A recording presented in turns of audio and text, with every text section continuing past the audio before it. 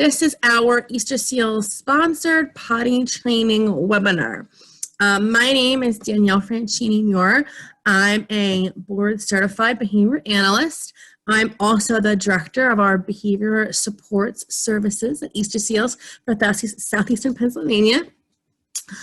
This presentation was actually created by myself and one of our wonderful occupational therapists, Rachel Rosenblum. She's not able to be with us today, but I will be reviewing her part of this presentation. And you are welcome to email her any additional questions that I may not be able to answer here today. It was also created with the help of Isabel Katz, a licensed social worker. We have two wonderful moderators on here with me today. I have Brianna Haddon. She's a BCBA from our Delaware County Division. I also have Megan Guthrie. She is our Education Department lead from our EI Center in Philadelphia. So they are going to be helping to moderate the Q&A as well as the chat features today. And I'm going to go over them with you really quickly. Here's our ground rules. This is a Zoom webinar, so it's a little different than a regular Zoom meeting. Participants do not have audio or video capabilities, but we do have the chat feature open as well as the Q&A. So you can communicate with us through either of those. You can enter in questions at any point in the webinar, and we'll have a couple opportunities scheduled for you guys to for me to answer any questions that you guys put into that Q&A, okay? Your name will be shown in the Q&A unless you make it anonymous, and please do not use any identifying information, first and last name about your child. This is a safe space, judgment-free zone, okay? So we're gonna get started. So this might seem like a silly question to some of you, but why do we work on toilet training? Why is there this focus on that for young kids? And there are a few reasons. Your kiddos are little now, but they won't always be. Toilet training will really help to increase their safety, independence, and their self-esteem. So we hear a lot about toilet training readiness, right? And you'll see readiness checklists, and you may even talk about this with your child's teacher, or if they have a therapy team, you might have discussed this. So here are some questions you might have heard. And there are some signs of readiness to take that next step. So is your child staying dry for an hour or more at a time? Or can you predict when they are going to the bathroom, right? Identifying a schedule that your kiddo's on can be helpful. Right? And sometimes staying dry for longer periods means that, you know, they can hold their bladder for longer periods of time. Or they may be going to specific spaces and looking for privacy. You know, some kids can have little poop spots, right? Where they're like, oh, they're going over there, they're taking a poop, right? Or maybe they're making a certain facial expression or gesture, right? So you're getting cues when they're going. Or maybe the kids themselves are noticing when they're wet or soiled.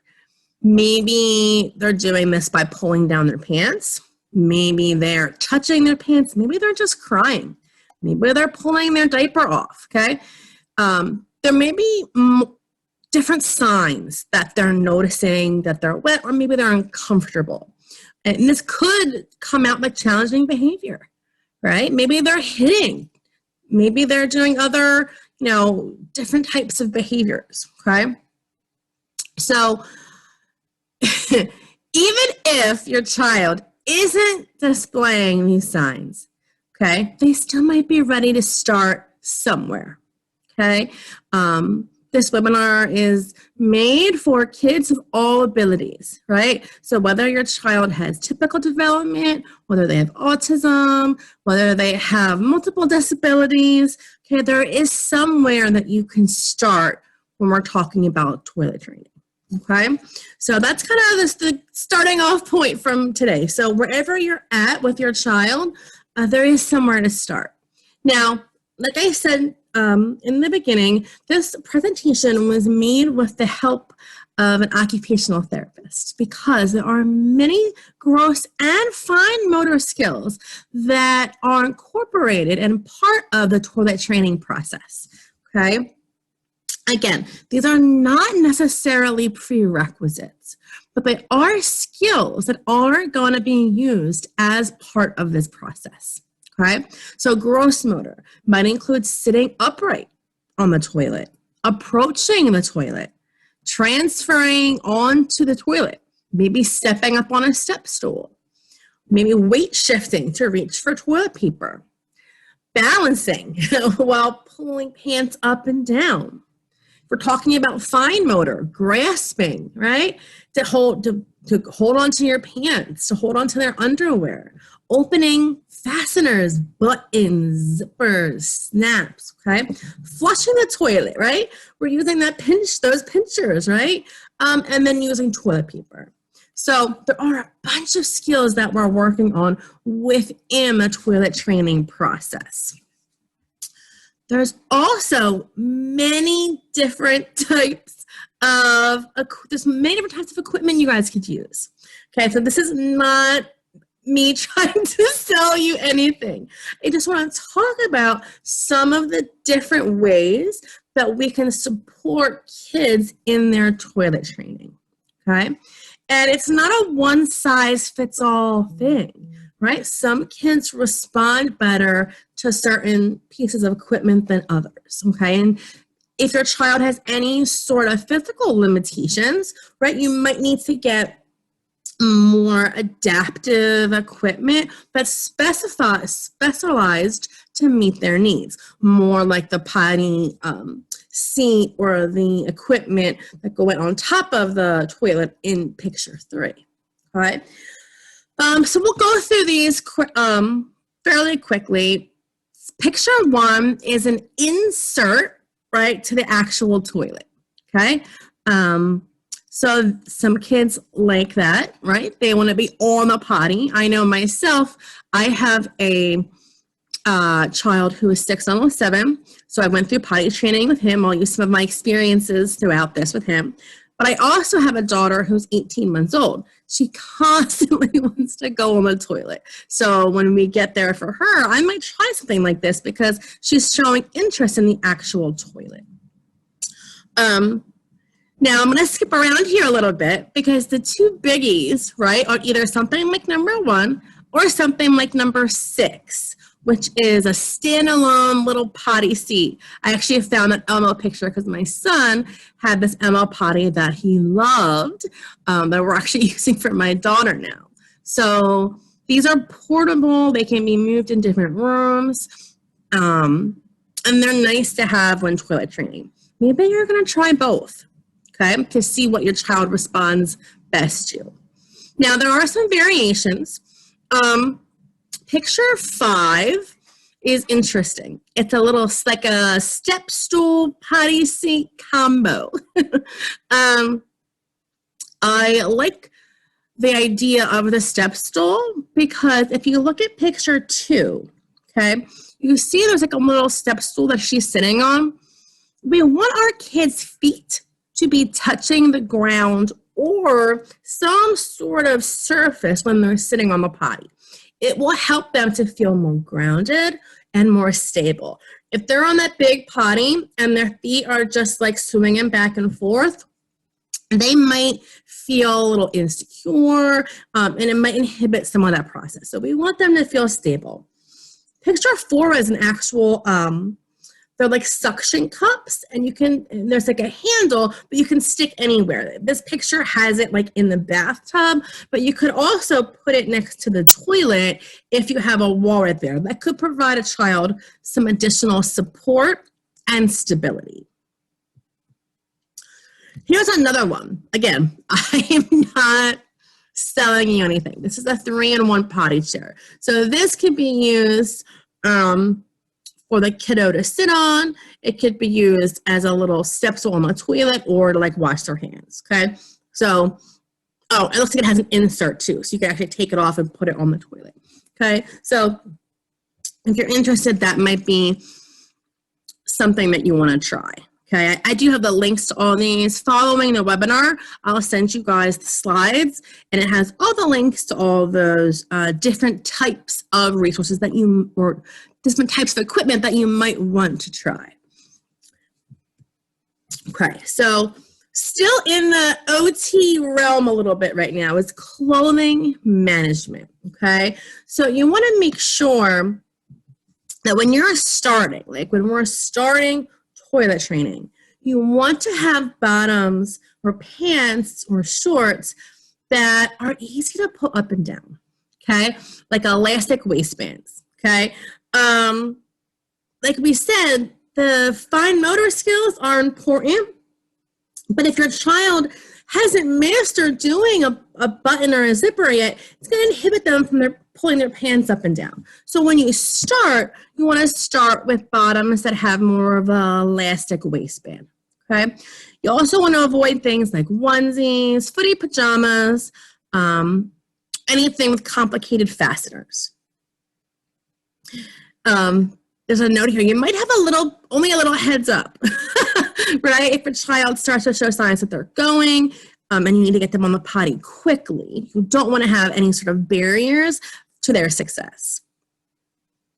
During this process, you can help your kiddo as much as possible with some of the motor functions, okay? So we don't want their finer, gross motor skills, no matter where they're at, to inhibit this process. So if they can't pull down their pants quick enough, you can help them, okay? And you can also help them when they're pulling them back up at first, right? We always try to it's called backwards chaining. It's a fancy term for let them do the last part. An example is here where it's like when they're all done, you start to pull their pants up for them, but let them finish. Okay, let them do the completion. And then you can praise them. Yeah, you pulled your pants up. Wonderful job. Okay, so let them do the last part so they feel like they've completed the task. And then slowly as they get more independent with the toileting process, you can have them become more responsible and have more of that task they need to complete. Pulling up in the back. That's always hard. Teach them to pull up the back of their pants as well. Kids a lot of times will just pull everything up. Their underwear gets all twisted and they don't pull it back up. So pull up the back first, okay? And use a language that is simple, clear, and fits the task. Like pull it up, push it down, keep it really short and simple, and use consistent language every time you go. So, again, this was made by my OT friend, Rachel. But this is so important that you can work on skills that support toileting through play. Okay, so maybe if you're like, we'll get to where you can start with the toilet training, but maybe you're like, what else can I do? Here's what else you can do. All of these sorts of skills support toilet training, okay? So some people get really anxious when I say, make your living room into an obstacle course. But that's that first picture. Motor planning, strengthening. Make obstacles for your kids to climb over, on top of, under, and through. Okay, it'll help them with, again, their motor planning or trying to figure out how to move their body to go through or around or on top of the obstacles. And it will help their strength.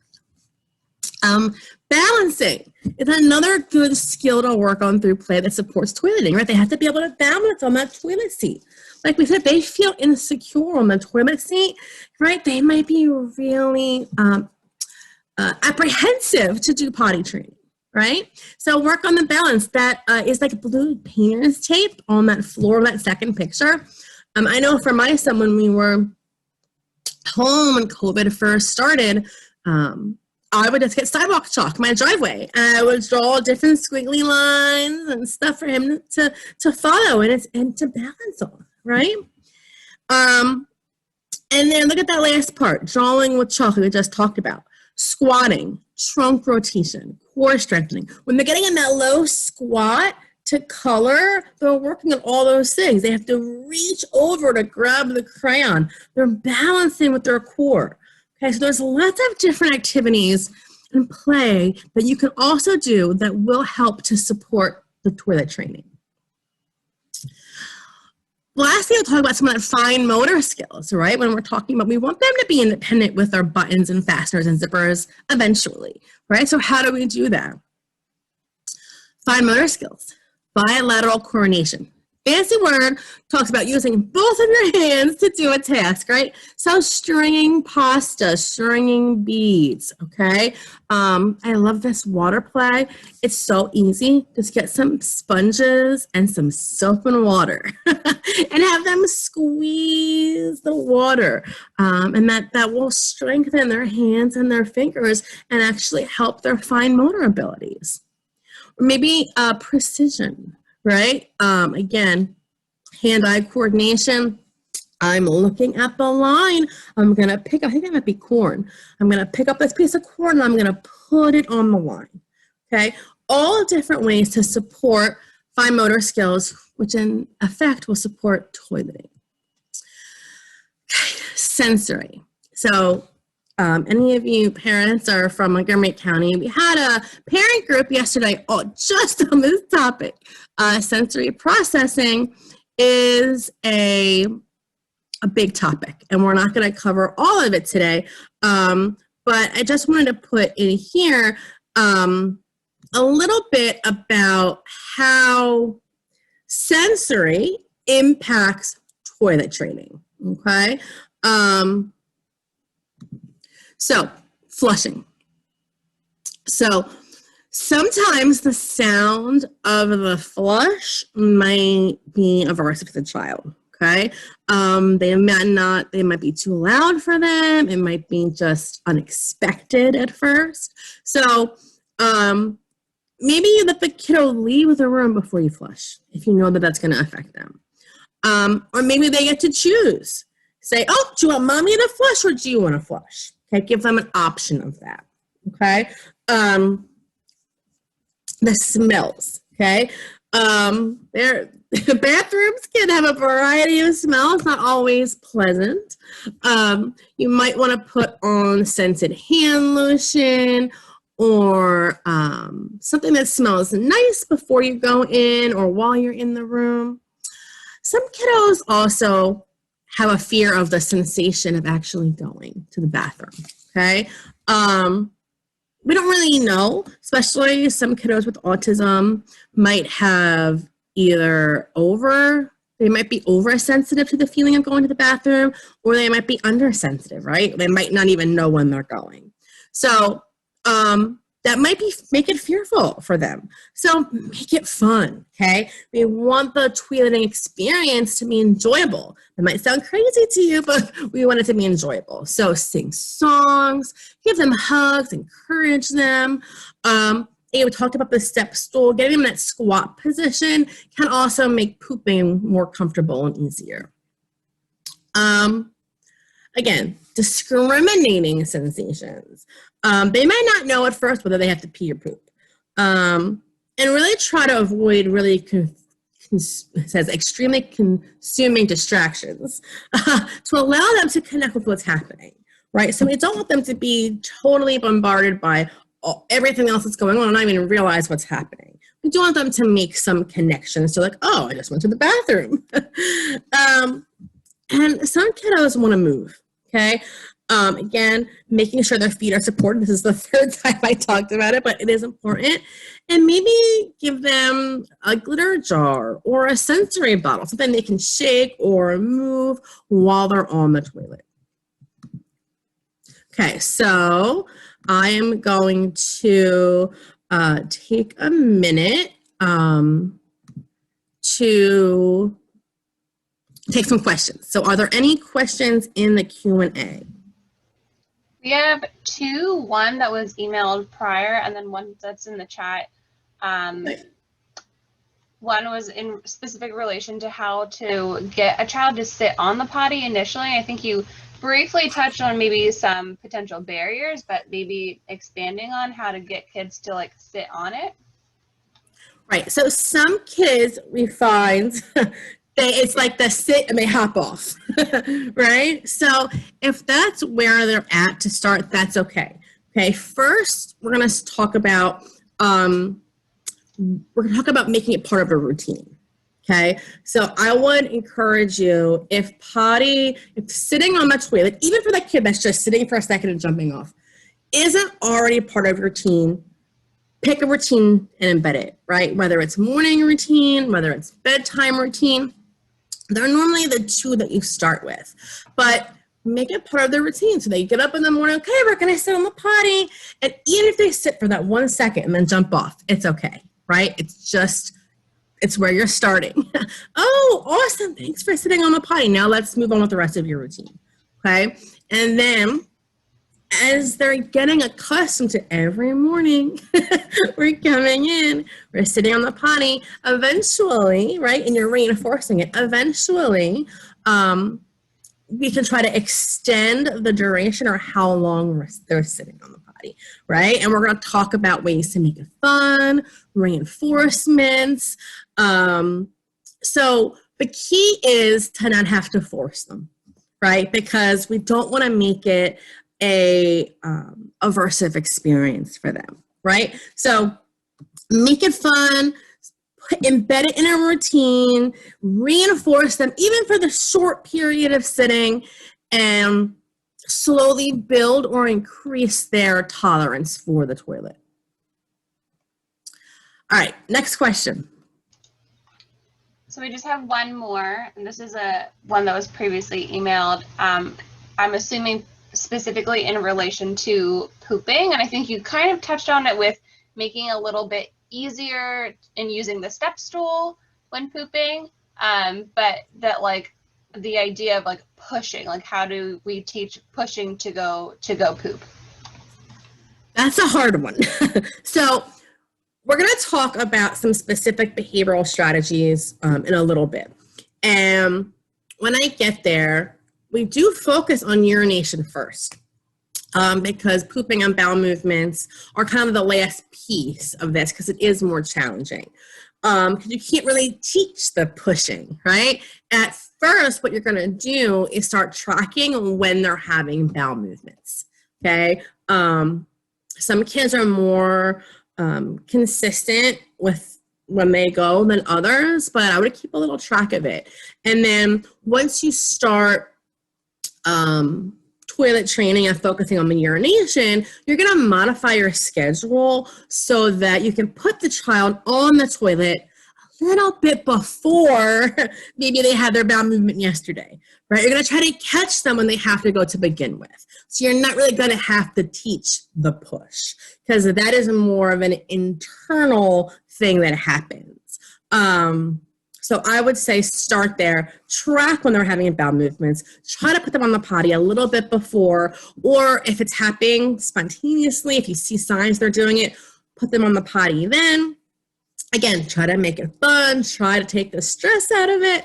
You can put your hands on their belly. I know for my son, I mean, he does have typical development, but I would say, like you can squeeze or bend over, touch your belly, like just to give them some indication that, sometimes that little work is needed.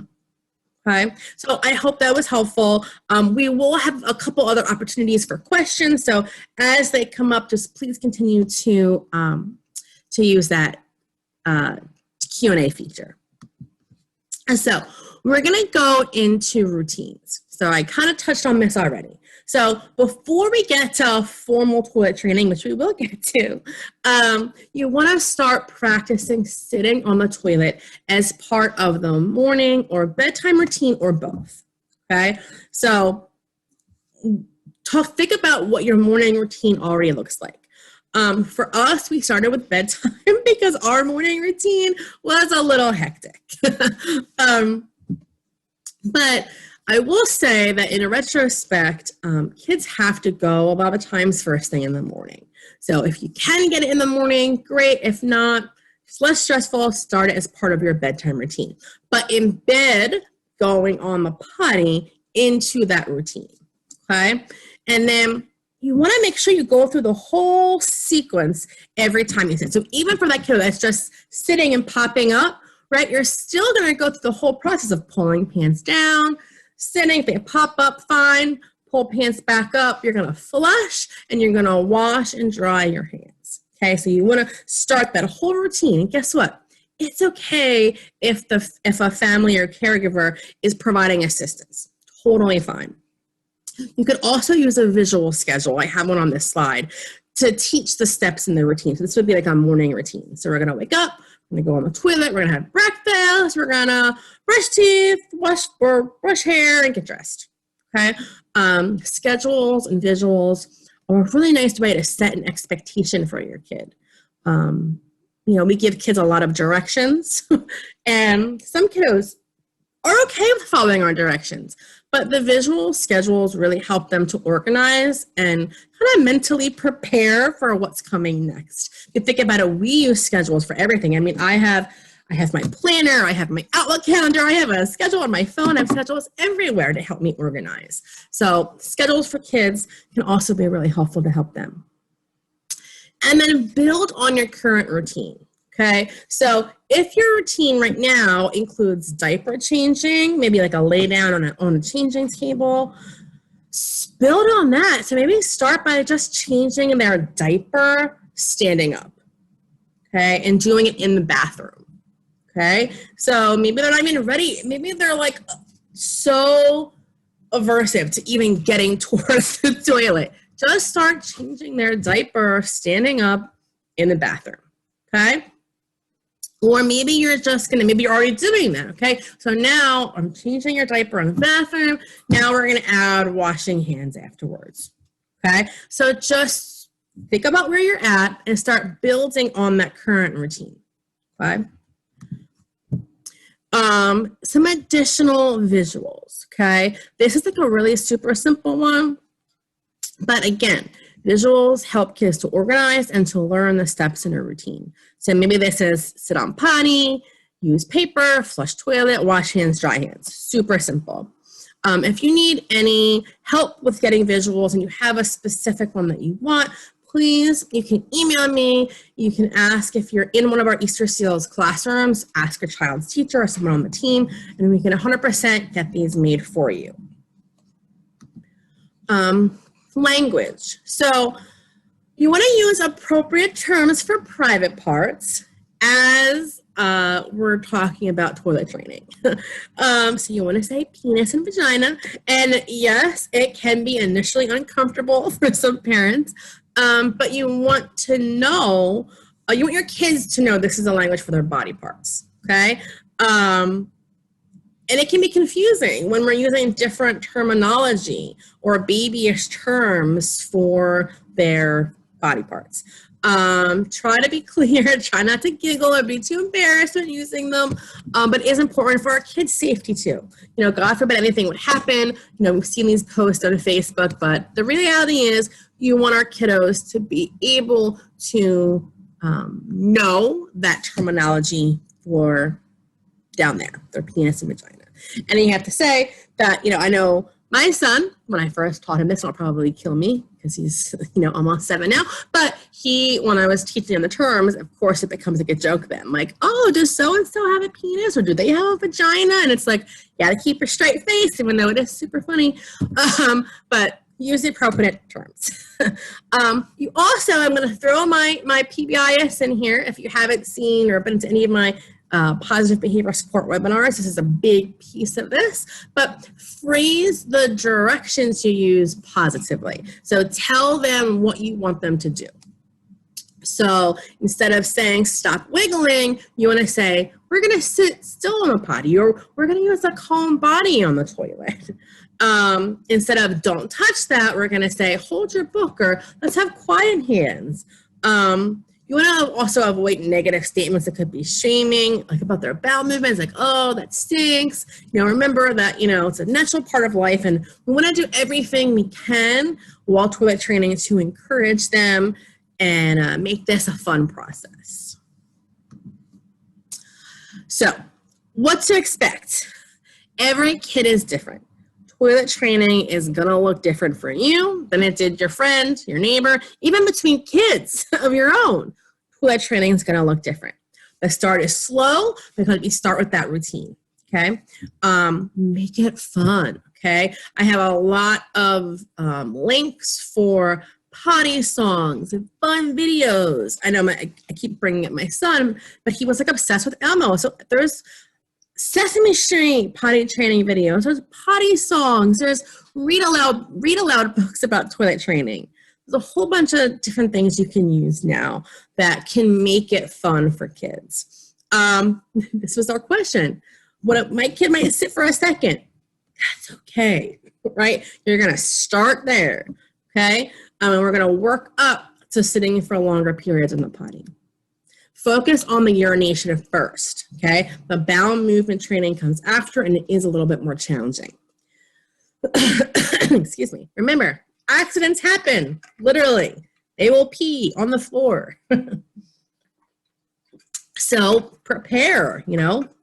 Some parents, like when they're toilet training, they're going to keep their kiddos like off the carpet areas of their house, right? Or they're going to put plastic down. Like, just mentally prepare for the accidents to happen, okay? And this is an investment of your time and energy. So think how it fits into your life right now. I always want to get this training in before spring break because it's easier to do when you have consecutive days in a row, more than the weekends, home with your kids. With my son, some people tell me I'm like the worst, but he was actually homesick for a couple days. And I'm like, you know what? He's homesick today. And he was like doing okay. He wasn't like, you know, sick or he was just lying on the couch. I'm like, and I think it was like a Wednesday thing. I'm like, I'm going to keep him home from preschool the rest of the week, into the weekend, and we're going to do potty training. Because I was like, it fit into what I was doing that week. If it is not a good time in your household, don't do it, right? You got to be able to invest your time and energy, okay? Start tracking. So we talked about this a little bit, especially with bowel movements. It's really helpful before getting started to know what your kiddo's typical schedule of voiding looks like. So you can anticipate when they have to go. Okay, so I will, as a follow-up, probably tonight or tomorrow, whoever signed up for this webinar, I will send you to your email a data sheet that you can use to track. So teachers too, if you're on here, you can use them. There are some apps to track. I've never tried them. There's one there, I've never tried it, but Perfect Potty, I would say. Again, I'm all about not paying for things. So try it if it's free. I wouldn't pay for an app, but you don't even have to use the data sheet. You can literally get a piece of paper and start writing down the times that they're urinating, times that they're having bowel movements, and start there. All right, motivation and reinforcement. I promise you we're going to get to the actual what to do for the toilet training, but this is really important stuff to think about before, okay? I will also send you as a follow-up a handout for a preference assessment. So do you know what your child likes, okay? You need to find reinforcers for the potty. Toys, snacks, activities, things that are new or novel. Okay, we have to think about ways we can reinforce them while they're on the toilet.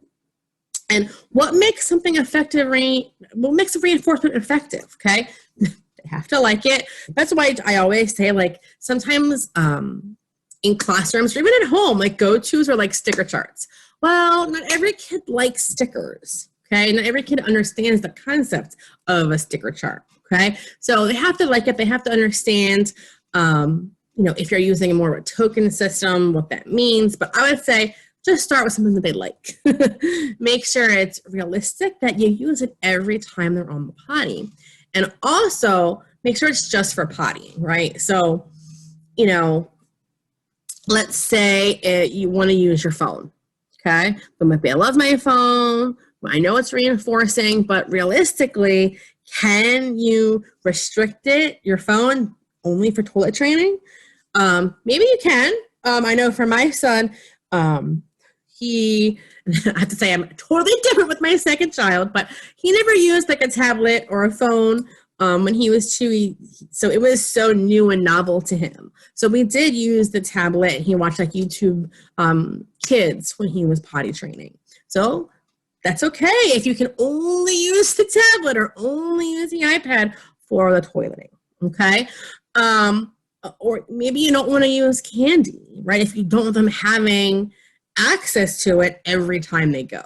Maybe you use chocolate chips instead of like M&Ms, okay? So just think about something that's realistic to use for toilet training and something that you can restrict the rest of the day, right? If their favorite snack is pretzels, maybe you don't want to not be able to give them pretzels the rest of the day, okay? Think about other ideas, okay? Maybe other sorts of candy, or maybe even fruit snacks, maybe a treasure chest of dollar store crap. I don't know what else to call it. This is a dollar store item. It's all the stuff, that we don't really want, but kids love it, right? So it's new, it's novel. So maybe it's just you're going to put a box with some new stuff in it and they get to pick. We're always going to have a potty party when they go, right? So, our verbal praise is so important. Oh, great job. You went on the potty. Wonderful. So we're always going to do that potty party and then also give them the tangible reinforcement. Get creative, okay? There's lots of different things we can do. And, kiddos that like more sensory experiences, maybe it's, access to play with Play-Doh, or maybe they're gonna, they just want to squeeze, right? So think about what your kid likes and what you're going to use for reinforcement before you start. Okay. Any more questions before we move on to the nitty-gritty of our toilet training? I have 2 questions from the chat. Okay. The first one is, my daughter has gone on the potty once, but now has no interest in trying again. We keep trying, but no luck. What should we do next? Good question. So we just talked about reinforcement. You have to contrive the motivation or the interest, right? And you can do that by identifying some reinforcers. So find what she likes. And then you're going to embed it in their routine. So maybe at night, you're going to say, listen, tonight we're going to do potty before bath time. And if you go potty, then you get an M&M. I don't know. Whatever you want to use, okay?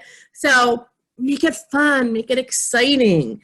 They might not have the internal intrinsic interest on their own, right? So you have to try to contrive that by letting them know what they can get, right? That reinforcement, and making it part of their already established routine. But I would say, let's not make a big deal about it. If you say, we're going to go on potty before bath, and look, you're going to get an M&M, and she's like running out of the bathroom, then stop, right? Then you're not gonna push it. She's not gonna get the M&M, right? Because you made that expectation. But maybe you'll try again tomorrow with a different reinforcer, or maybe you try to start, listening to potty songs, or pulling in, something on your phone, like reading a potty book during bath time. Okay, or maybe if she's that aversive to sitting, and she's still in a pull-up or diaper, just doing those changes, standing up in the bathroom. Start there and then reinforce her for that, right? For being next to the toilet and getting changed, okay? So be creative. Think about where you can start. Where is she? How can we get her to be successful right now, and reinforce that, and then take those baby steps. All right, next question. Should I be training my son standing and sitting? I feel like potty, sitting, standing are too many steps to transfer. It is a lot of steps. So I would have to say for boys, it's different. We typically start boys sitting. And then the standing typically comes later on after they're already trained. I would say that's the easiest place to start. You'll see some wild things on the internet, or even some classrooms. I mean, if it works, I've seen some boys where they sit like facing the toilet. I've never done that. I would say Start easy and simple, but just sitting. They can pee while they're sitting down. And then after they're trained, you can work on the standing. Any other questions? I have a couple. Okay. How do I get my child to go potty at nap time and bedtime? She's a heavy sleeper. She also goes potty a lot throughout the day. So we're going to talk about the bedtime a little bit at the end, because I would say, and even if nap time, she's a heavy sleeper and pees a lot, you might want to use the same strategy for nap as bedtime. So bedtime and car rides are like those last steps of toilet training for urination. So first you want to get them when they're home or when they're in school on a nice schedule going, and then you'll work on bedtime and you'll work on transportation or car rides. So I'll give you a little bit of info on that now. We'll talk about it again later. But bedtime, couple strategies. So I never had to use this with my son, but my sister had a hard time with my nephew with bedtime. So, and I do this with my son now, sometimes because we've had a few accidents like as he's gotten older. So bedtime, you have it within your routine, right? So maybe they're going, they get pajamas on, maybe they pee, they brush teeth, wash their face, whatever your routine is, right? For us, then we go like read a book, say our prayers, whatever. So double up, do a second bathroom trip before they actually go to sleep. Okay, so that's strategy one, double up the bathroom trip. So maybe they're gonna go before they get in the bath. Okay, then they're gonna get pajamas, do all their stuff, read a book, and then they're gonna go back. So double up bathroom trips before bedtime. The other option, which I really don't like, but I don't think as our kiddos get older, we should be waking them up. But the other option is before you go to sleep. So let's say your kiddo goes to sleep like 8 or 9 o'clock and you put them on the potty before, and then before you go to sleep, let's say whatever time, 10 or 11, wake them up and put them on the potty again. So again, they're getting multiple opportunities to go to the bathroom throughout the night. So there are the two strategies for bedtime. I would say though that you want to make sure they're trained during the day first before you focus on that. So you might train them during the day and then put them in a pull-up at night for a little bit. That's okay.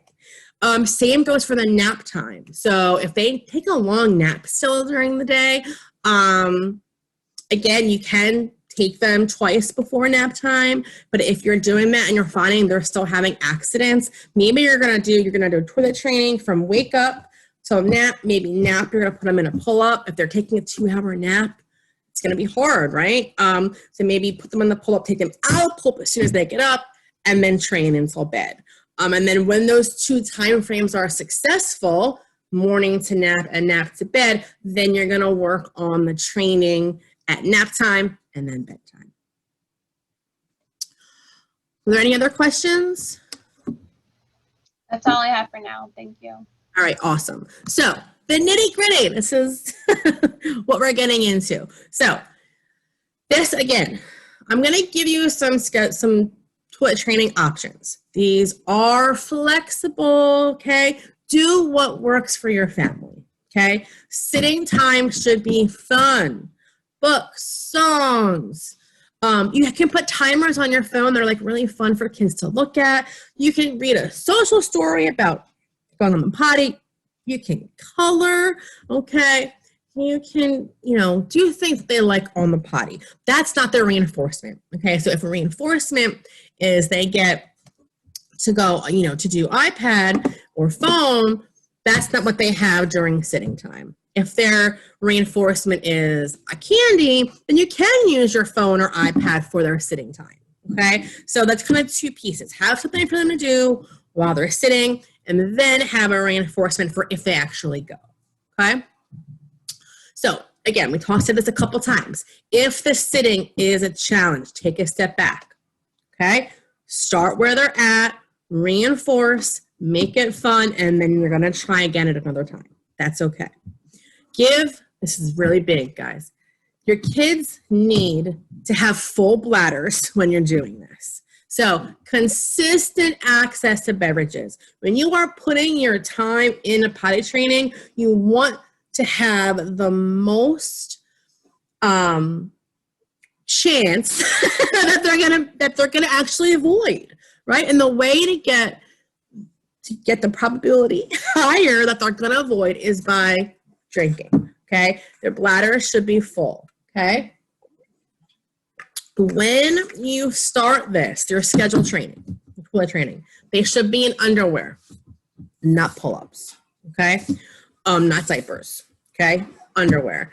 And pull-ups are not underwear. Pull-ups, I always say this, pull-ups are a marketing ploy. They are more expensive than diapers, and the only benefit to them is that you can pull them up and down.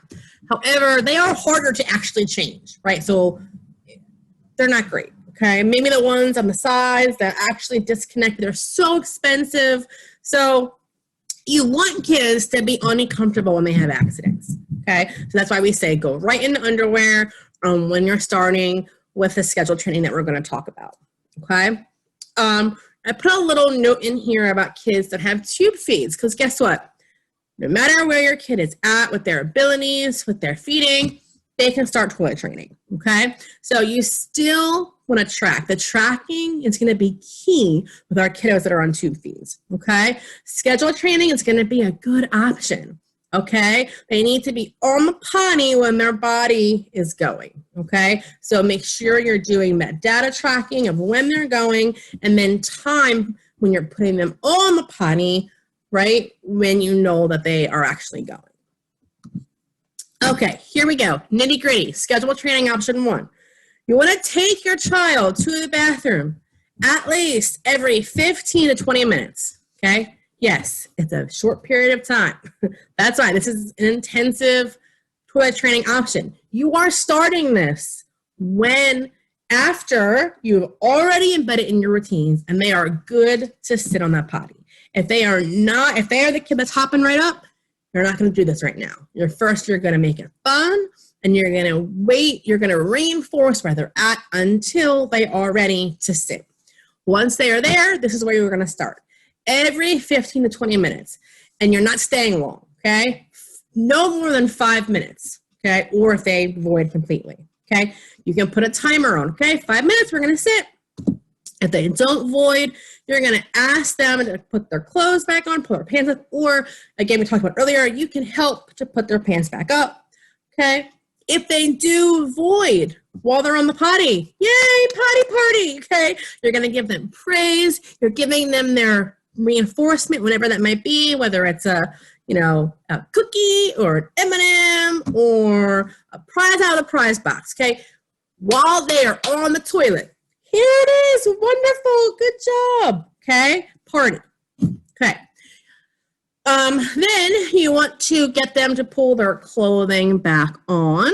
Okay. And I don't have it on here, but wash your hands. Of course, they have to wash their hands. Okay.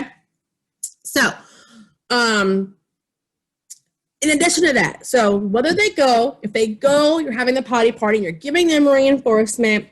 If they don't go, you just want to be really neutral. Okay, so you're going to help them get their pants back on, wash their hands, and then leave the bathroom. Just neutral. Okay. In addition to this, every 15 to 20 minutes, you're also going to do dry checks. Okay.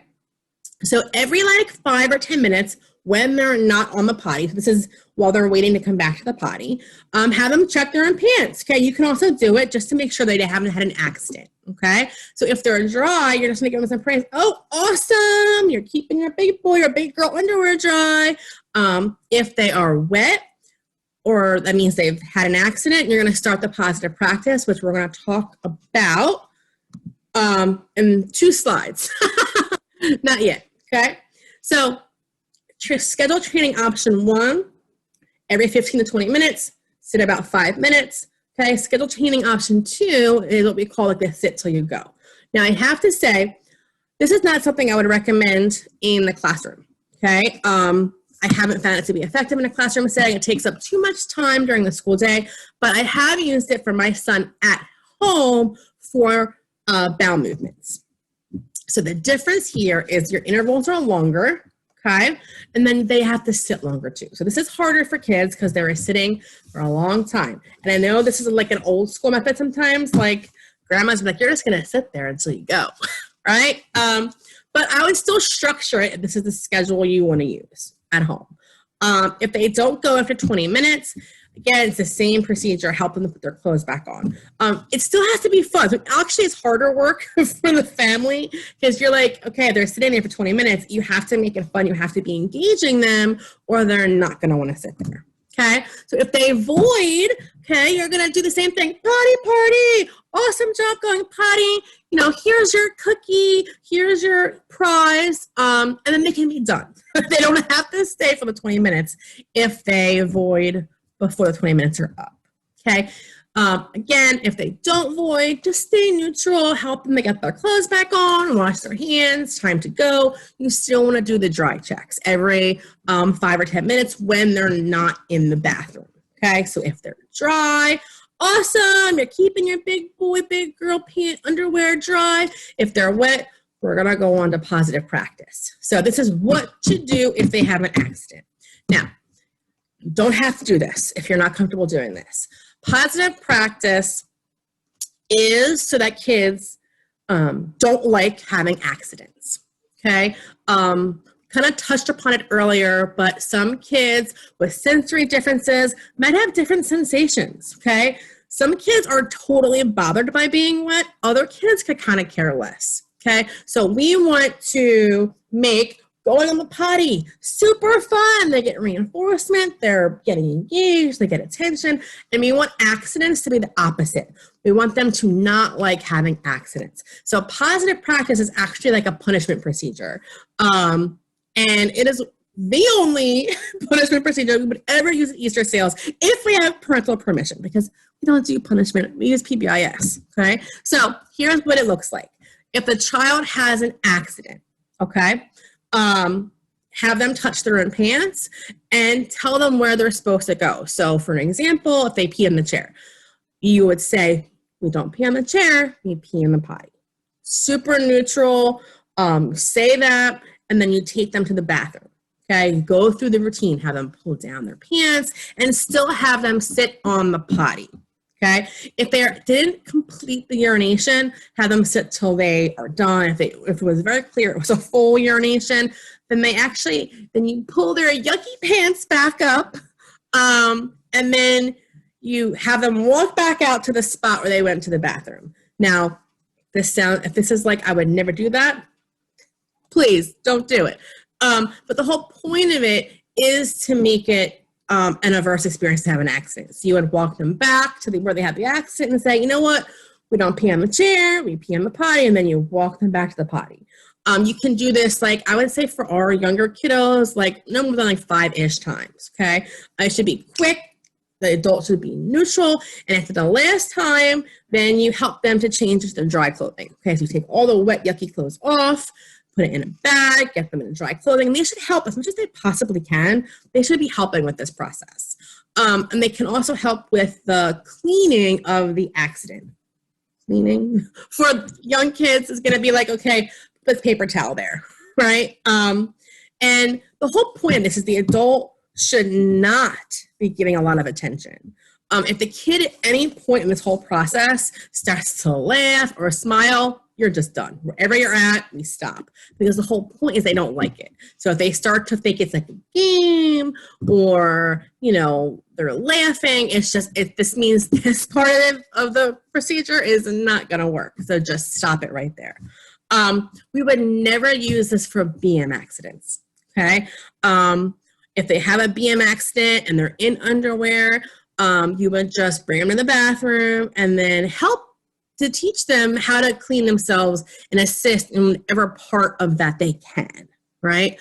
We talked about this already. If they have a fairly regular bowel schedule, you may want to try to schedule to have them sit for longer times when you can anticipate them going. I didn't talk to you guys about my son and the sit till you go. So this is a good time to do it. So the last strategy to sit till you go, we did use that for my son because we used the time procedure for peeing potty. He did great. You know, we were like I think we were probably like a week in and we're like, he is just holding it. He did not want to poop in that potty. He had poop accidents in his underwear frequently.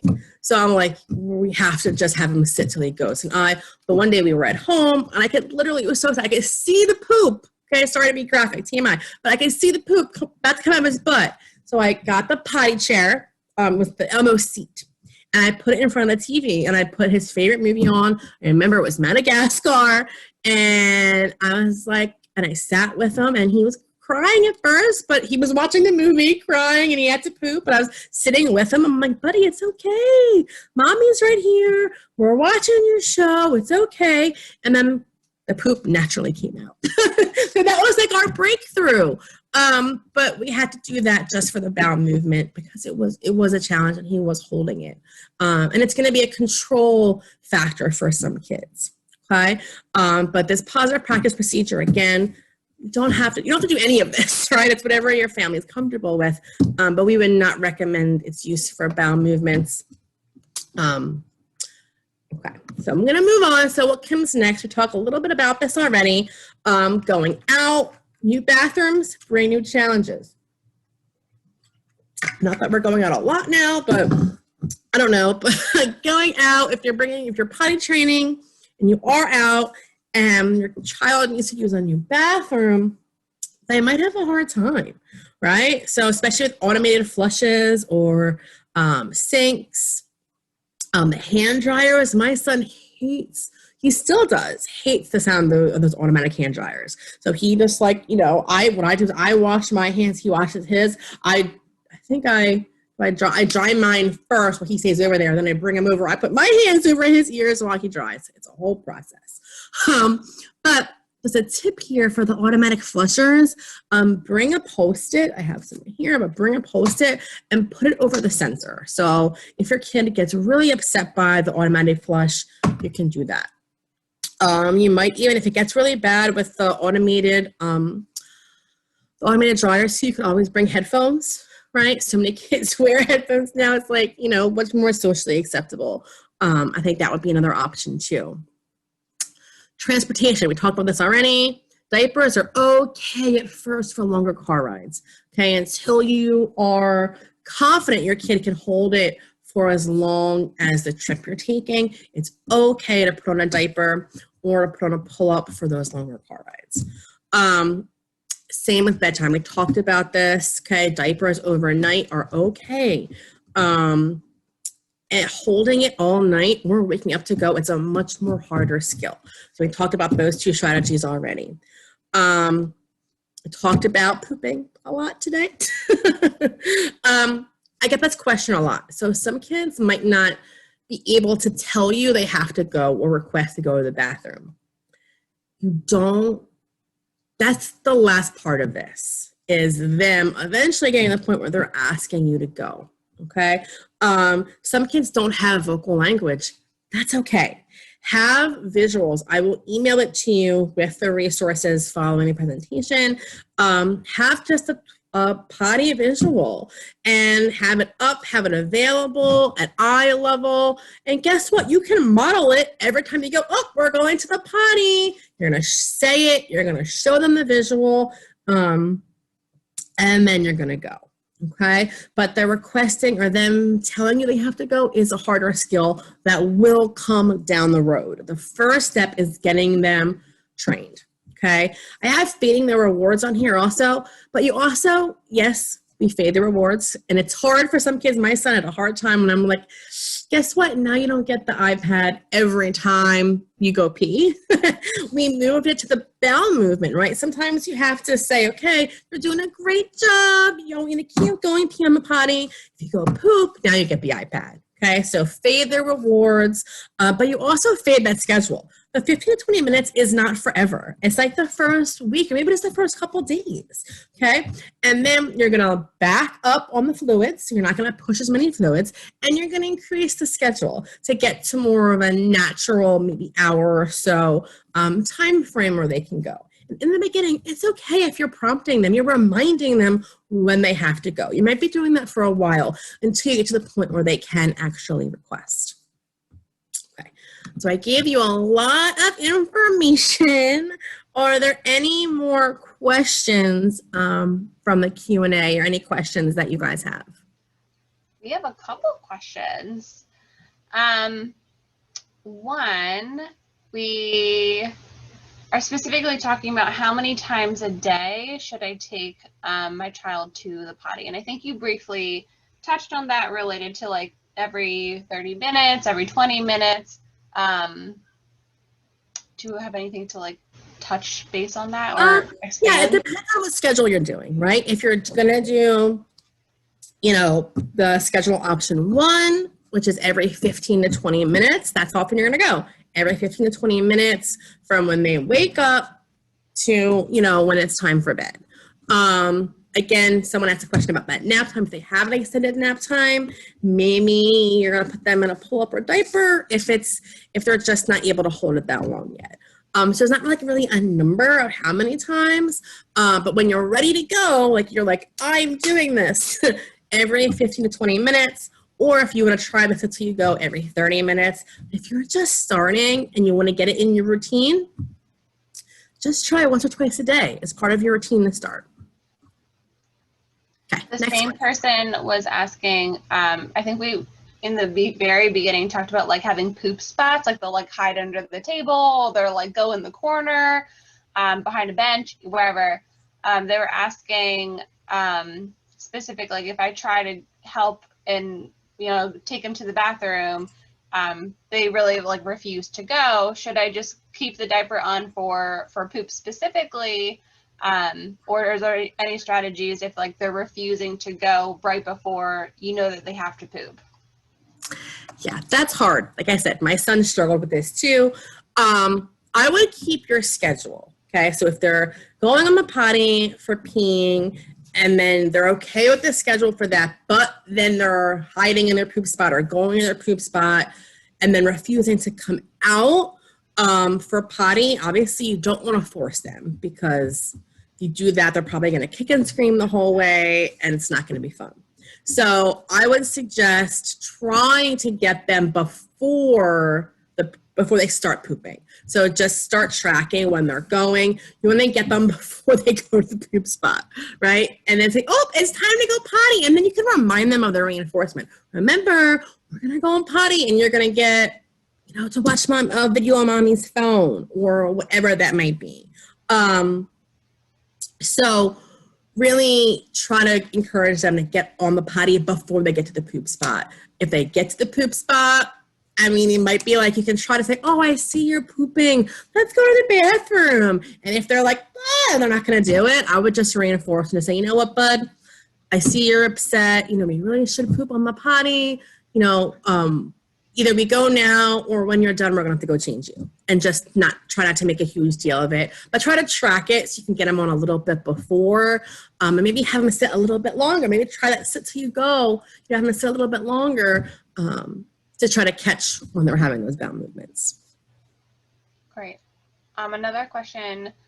Should I stop using diapers while potty training and just let them pee and poop in the underwear? And I think you briefly touched on that.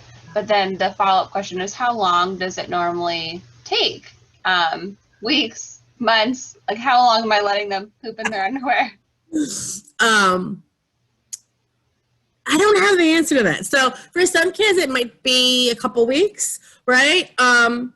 You might have residual accidents here and there, right? You're going to get the most accidents the first couple of days, the first week. After that, the accidents should be few and far between. If you're having so many accidents, you got to change your schedule.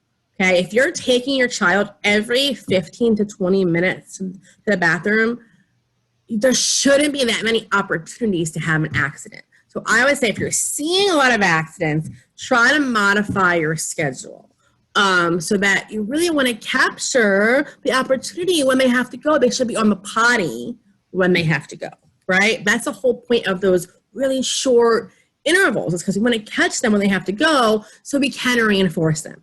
It takes a couple times for them to be like, oh, They don't even realize, oh, I peed. Oh, I'm getting all this stuff. And they are like, oh, this is good. I want to do this, right? It takes a couple times of catching them when their bladder's full, they're on the potty, you're singing songs, you're making fun, and they go, and they have to access reinforcement a few times, right? And then most of the time you'll see, an improvement. The whole reason we reinforce kids because effective reinforcement increases the likelihood that behavior is going to occur again, right? So the behavior we're talking about is urination. So if we follow it with reinforcement, if the reinforcement is effective, you're going to see the urinations on the potty, that behavior increase. So if you're having too many accidents, modify your schedule. But the accidents don't last forever, I promise. But some kids do take longer. Like I said, if you're a child and you're trying your best, you're modifying the schedule, you're still having accidents, and it's becoming, too much or stressful, then just take a break, right? Take a break, put them back in diaper, and then try again, when you're ready to try again. Because some kids do take longer than others. There's a couple more, if that's okay. Yeah. While trying to potty train, we leave our child in underwear. We try putting him on the potty every hour, and he still won't go. After about 6 or 7 hours, we put a diaper on him, and they immediately go. So any potential tips for that? Yes. We see this a lot. Kids will hold it, right, until they have a diaper on. So I would say try taking them more frequently. Instead of every hour, try to take them, every 20-ish minutes and push more fluids. Get them to drink more because, guys, their bladders have to be full. If here's the thing. If you get their bladders so full and you're taking them so often, getting them in the right position, they're going to go. It's going to be very hard for them to hold it for that long if they're pushing fluids. But if they won't drink, you can't obviously force a kid to drink. So if they're not drinking, you might see them hold, and you can only do so much, right? If you're going to potty train the whole day, 6 hours is the whole day. If you're pushing fluids, you're taking them frequently, eventually you have to put their diaper on to go to bed, right? So there's nothing you're doing wrong in that instance, right? So I would just say try to push more fluids and modify your schedule. I have one more, and I think Brianna might have had one in the chat. Sure. And this is kind of piggybacking on things that we've talked about, but maybe if there's other strategies, things up your sleeve that you have. When he sits on the toilet, he doesn't know how to push to go to the bathroom. How can we get him to actually push if he only goes in the pull-ups? I don't know if there's a difference between sitting down and standing, if there's something in that. So we talked about this a little bit already. We can't really teach the push. What we can, capture is the opportunity to go to the bathroom. So, like I said, get them on the toilet more frequently, try it in their underwear, and the standing versus sitting. So I think the reason that kids get so comfortable going in their pull-up, it can be like a leisurely process, right? They don't even realize they're doing it, right? Like they might be playing or like doing something, watching TV, I don't necessarily think your body can better go standing up, but I don't know. I am not a doctor by any means, so I am not sure about the physiological effects of your body. I do know that sitting, because talking with, my OT and PT friends, sitting in the squat position, with your feet up, raised, should help for the body to naturally pee or have a bowel movement. So I would say just try going on the potty at a more frequent schedule and use underwear. Any more questions? Yes, one just came in. Should I keep my child at home and not send them to pre-K while potty training? I'm going to give you my parental advice is yes. because, I mean, you could ask the teacher to do it, but I like to be able to control when the kids are going, when my kid is going, and how often. And honestly, I mean, you could ask them to use the schedule, but then they're going to miss so much of school anyway, right? Like the focus is really going to be on potty training when you're doing it. I would personally, like I said, with my son, I did keep him home, I think like 3 days, and then we had the weekend. So he was actually home with me like 5 full days. But I don't know if you guys have spring break coming up. I know some daycares probably don't have spring break, but our Easter Seals programs are closed. So taking those opportunities, or even doing it if there are different holidays, you know, if pre-K is closed a couple days, just being like, okay, like they're closed Friday, I'm just going to keep them home Thursday, and then you'll have, you know, 4 days. But I would say probably yes. But, you know, the maintenance is going to be on the teacher, right? So you can say like, hey, we potty train, and be really clear with the expectations, I would say, to your kid's teacher, right? After you're at a certain spot, you can say like, listen, he's doing really great at home during the day. He's still not great with transportation. So I'm going to send him to school, you know, in a pull-up. But when you get there, you know, can you please put him in underwear and tell them what the expectation is? He's holding it for about a half an hour. Can you take him every half an hour to the bathroom? And then can you put him back in a pull-up, you know, before we go home? So I would say, if you can, if it's feasible with your life, keep him home with you a couple days, and then set clear expectations with the teacher to make sure you guys are on the same page when he does return to school. You definitely hit a hot topic. What age do you recommend starting potty training? So for kiddos, well, for any kiddos, around 3-ish, 3 to 5, right, is when we start working on this skill. Most kids, we want to try to see them get toilet trained before they go into kindergarten. But for some kids, if they have, developmental delay or autism, it might take them a little bit longer. So I don't want to really put like a time frame on it, but typically, you know, we start trying around 3 to 5. Okay, last one, I promise. We have tried with reinforcements, but it's not been successful. Any tips? Try something else. So if you're using reinforcement, and so if they're avoiding, if they're peeing on the potty and you're giving them something as a reward, but then you're not seeing them pee on the potty more, then your reinforcement isn't effective. That's like the law of reinforcement. So I would say try something different for reinforcement. And then make sure your reinforcement is effective. I would also say, what do you do when they're having accidents, right?